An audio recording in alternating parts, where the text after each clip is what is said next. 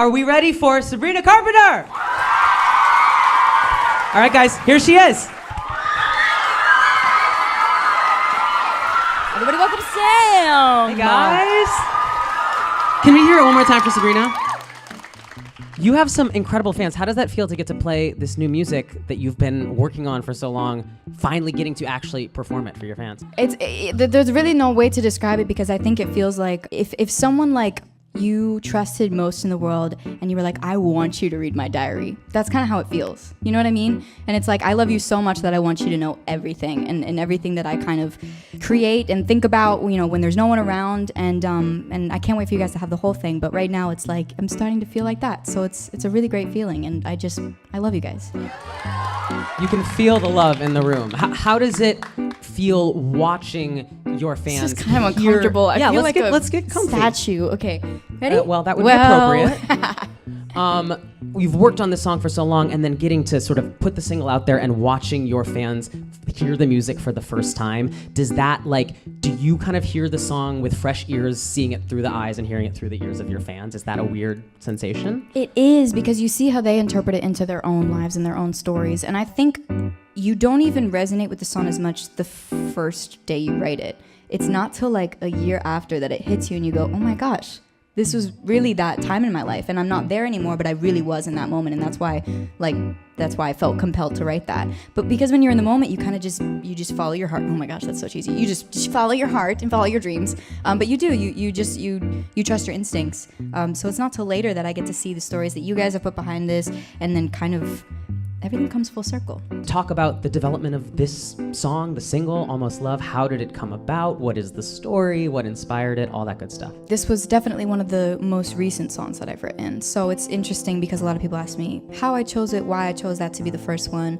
I think you know that when you hear a song for the first time and you've never really heard that version of yourself before, it's always exciting because you go, oh, I didn't know I could go there. I also never had a song that I could like dance to, like full on dance. You know what I mean? Like there's a lot of chill bops. That's what they say. Yeah.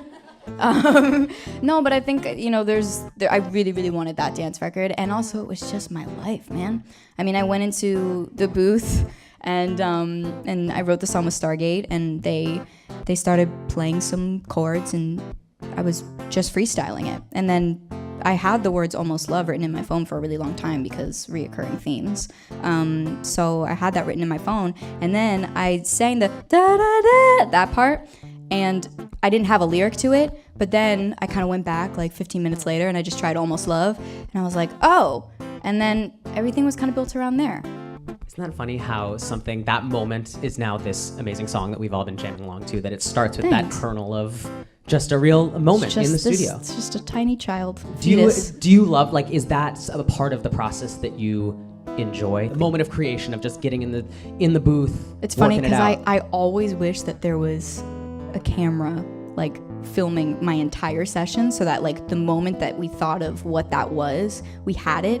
But then I'm always like, whenever there is a camera there, I can't think. I can't have that moment happen. So it really is one of those moments that I think is really special, because I don't think you can capture it. It just it happens so quickly, and then you're like, whoa. So it's magic. Yeah. So when you were writing that, is this about a specific scenario, a specific moment, or just sort of kind of like a amalgamation of a lot of things? Yeah, too many moments. But I think the way that I looked at it was, everyone has relationships that never end in the way that they thought that they would. Anybody out there have those? Sure. You meet someone and you go, oh my gosh, you're my person, and then it's like, oh wait, you're moving to Africa. Not that happened, but you know what I mean. Something in the universe does something, so it just you're not meant to be with that person, and that can be a friend, that can be a lover, that can be a cat. But I think that for me, it wasn't a cat.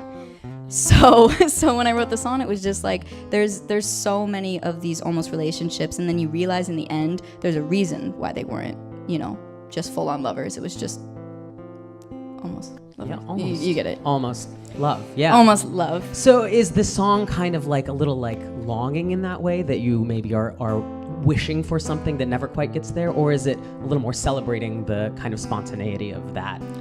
Exactly that. Yeah. I think it's celebrating like how fun it is in that moment when you just like don't think about it. Like let's just enjoy ourselves in the moment. It's a celebration of love in general. So I'm glad you guys like it, or I hope you do. I shouldn't assume. Do you guys like it? Well, let's talk about that karaoke video. Yeah. How did that concept for the lyric video come about? Are you a karaoke fan? What's the story behind Love that? karaoke. When I was 8 years old, Before He Cheats by Carrie Underwood was my karaoke song. Ooh. Yeah, I don't know why, because I'd never been cheated on, but I felt the same rage at 8 years old.